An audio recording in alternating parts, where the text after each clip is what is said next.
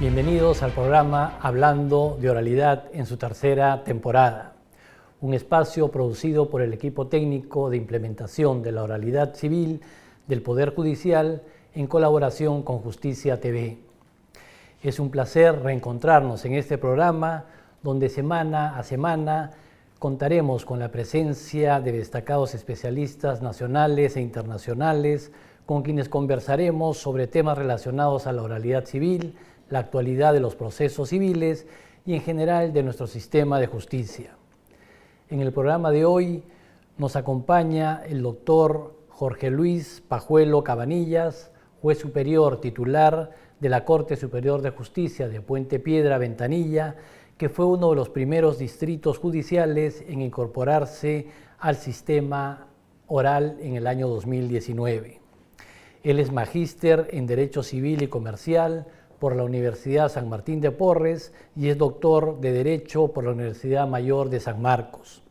Ha sido catedrático universitario, tiene cursos de Derecho Procesal en la Facultad de Derecho de San Marcos y autor de interesantes artículos y publicaciones sobre Derecho Civil.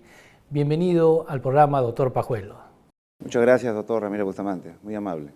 Bien, tenemos que ir a una breve pausa y retornamos.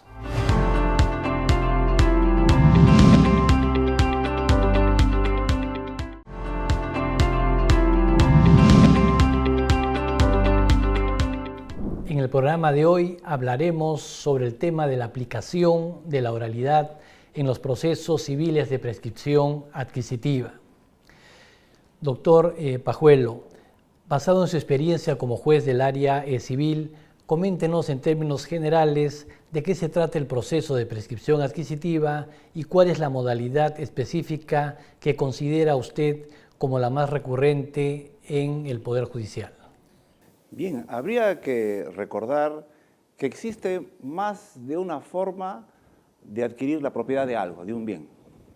La más conocida, la más recurrente, la que todos conocemos es la compraventa.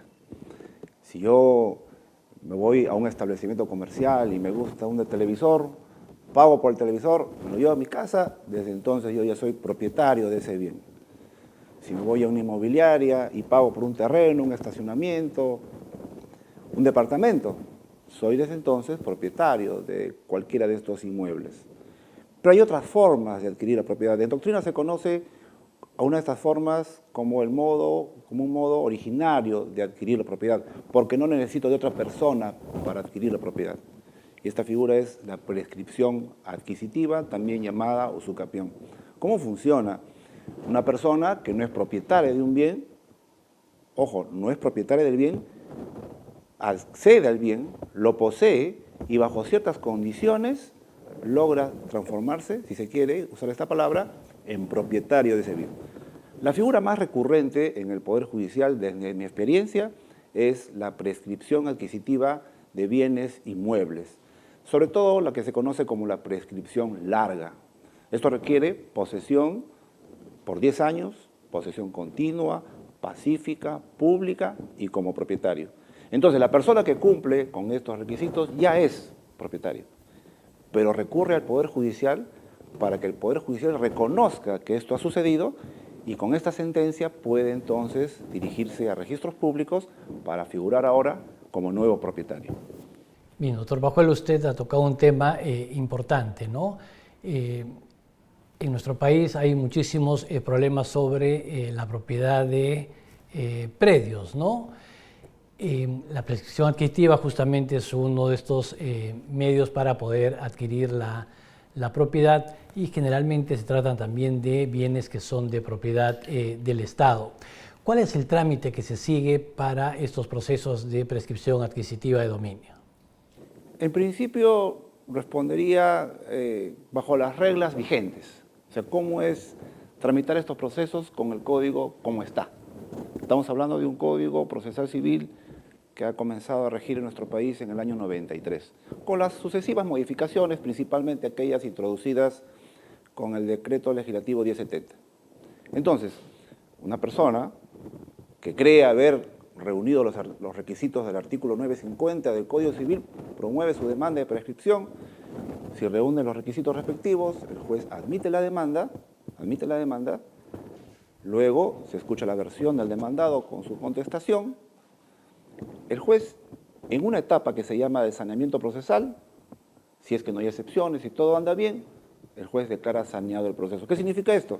El juez le dice a las partes, bien, todo está correcto, no hay nadie a quien más emplazar, no hay vicios, continuemos con el trámite. Eso es el saneamiento en términos simples. Luego invita a las partes a que por escrito, ojo, esto es importante subrayar, por escrito las partes propongan sus puntos controvertidos. Entonces el juez lee ambos escritos, lo que cada parte considera está en debate, y luego el juez emite una resolución escrita, valga la redundancia, en la que el juez fija estos puntos controvertidos. Luego va a señalar, va a calificar los medios probatorios y luego señalar una audiencia de pruebas. Yo me detengo aquí para destacar lo siguiente. Si nos seguimos a un trámite de una demanda de prescripción adquisitiva en la vía del proceso abreviado, aplicando el Código Procesal Civil, tenemos un proceso eminentemente escritural, sustancialmente escritural, donde el único espacio que tienen las partes para acceder al juez es la audiencia de pruebas. Porque, claro, hay que actuar testimoniales que por ley hay que ofrecer en este tipo de procesos. Este es el trámite más o menos conciso de un proceso de esta naturaleza, aplicando, repito, el código tal como está. Bien, doctor Pajuelo, tenemos que hacer una breve pausa y retornamos.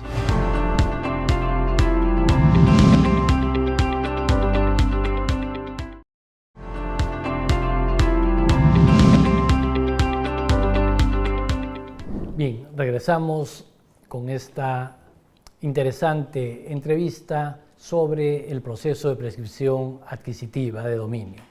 Doctor Pajuelo, usted nos indicaba cómo funciona, ¿no?, en un proceso tradicional escrito, este proceso de prescripción adquisitiva de dominio. Pero ahora, con la introducción de la oralidad al proceso civil, ¿cómo varía esta forma de tramitar el proceso? Bien, doctor Ramiro Bustamante, la pregunta es importante y oportuna porque precisamente me va a permitir comparar cómo es un trámite bajo el modelo tradicional, si se quiere, al que hice referencia en mi anterior respuesta, con un proceso civil aplicando oralidad. Aquí las cosas van a cambiar. ¿Cómo así? En una primera parte vamos por la misma ruta. Se admite la demanda, escuchamos o leemos la contestación, pero aquí los jueces están señalando lo que se llama una audiencia preliminar. Una audiencia preliminar. O sea, mientras en el modelo anterior, tradicional, hay solamente la audiencia de prueba como un único espacio para que las partes accedan al juez, aquí va a haber una audiencia adicional que ha venido a llamarse la audiencia preliminar. Aquí hago un paréntesis porque allí, en el año 2018, cuando comenzamos a aplicar la oralidad, hubo un sector pues, de la doctrina que decía, ¿qué están haciendo los jueces? ¿De dónde sacan esto de la audiencia preliminar si esto no está en el Código Procesal Civil? Pero hoy por hoy ya quedó clarísimo, ¿no?, de que los jueces hemos partido de una facultad prevista en el Código, 51.3 del Código Procesal Civil. Los jueces pueden en cualquier instancia citar a las partes para esclarecer los hechos. Entonces, esa es la base sobre la cual los jueces están convocando esta audiencia preliminar. Se le pudo haber dado otro nombre, esclarecimiento, comparendo, eso es lo de menos. Lo importante es que ahora las partes tienen esta oportunidad anterior para acceder al juez. Y esto va a redundar en algunas cosas. Primero, los abogados van a poder hacer uso de sus alegatos de apertura, van a poder proponer ya oralmente sus puntos controvertidos, no como en el escenario anterior en el que todo es un intercambio casi epistolar entre escrito y resolución. Aquí la comunicación verbal va a permitir al juez que pueda enfocar mejor cuál es el debate.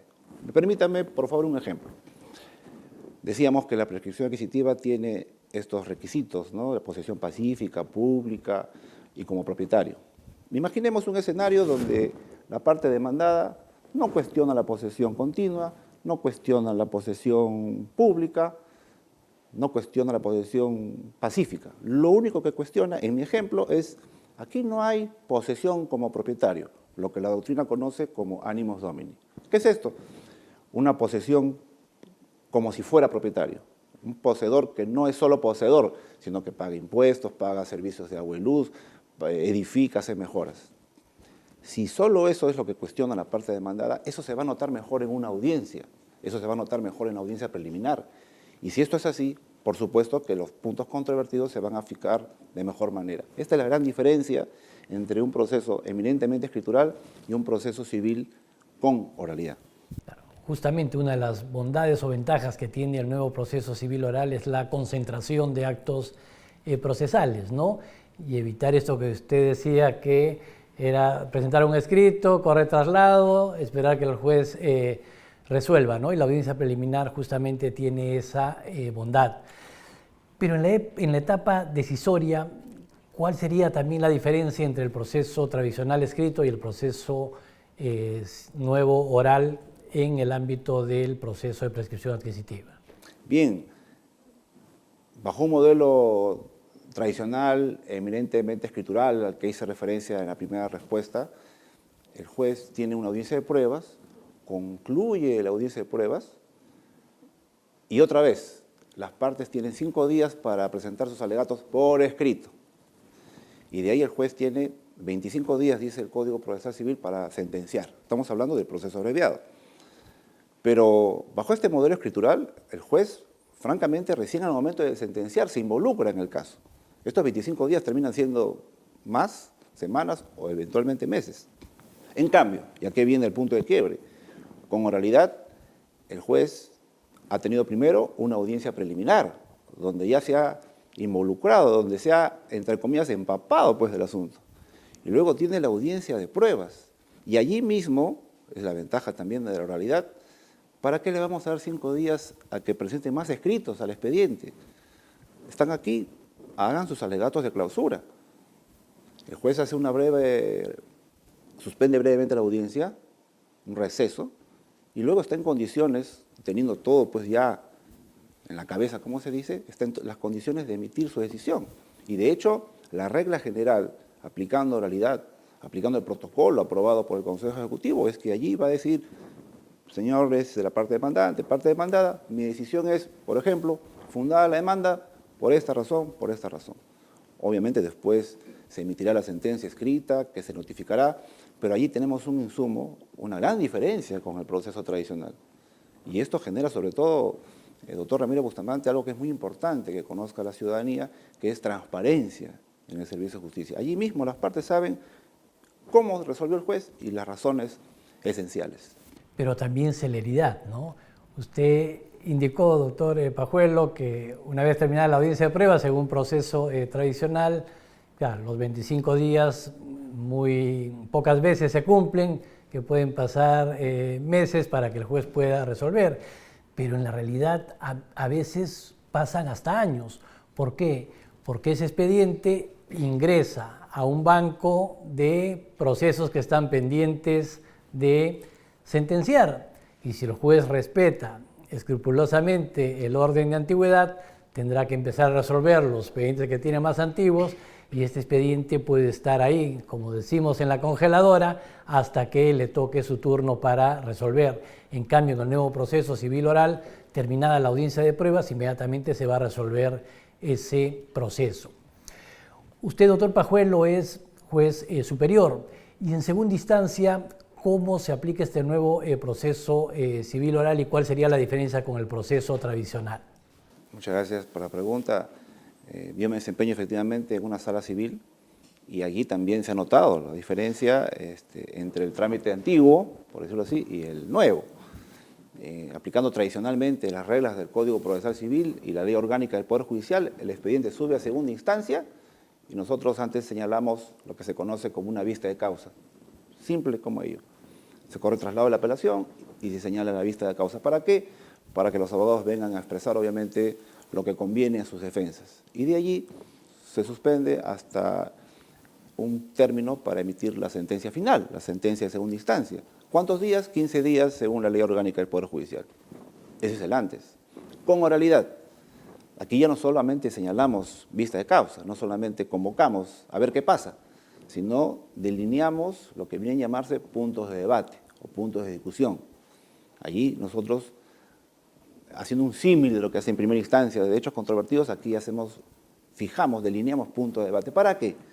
para que el abogado ya vaya, para que los abogados ya vayan sabiendo por dónde va el interés de la sala, qué es lo que le preocupa a la sala dilucidar para tomar la decisión final.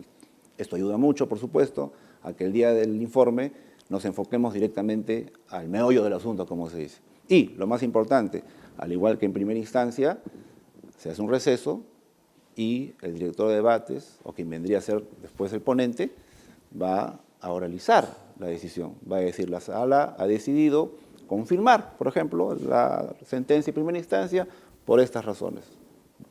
Las sustanciales, las más importantes, con cargo obviamente a que después se notifique la resolución escrita. Muchísimas gracias, doctor Pajuelo, por su participación en el programa y por habernos ilustrado cómo se tramitan los procesos de prescripción adquisitiva de dominio en un nuevo proceso civil oral. Con todos ustedes nos despedimos, no sin antes agradecerles por acompañarnos en su programa Hablando de Oralidad y los invitamos a que siempre nos vean los días martes por Justicia TV.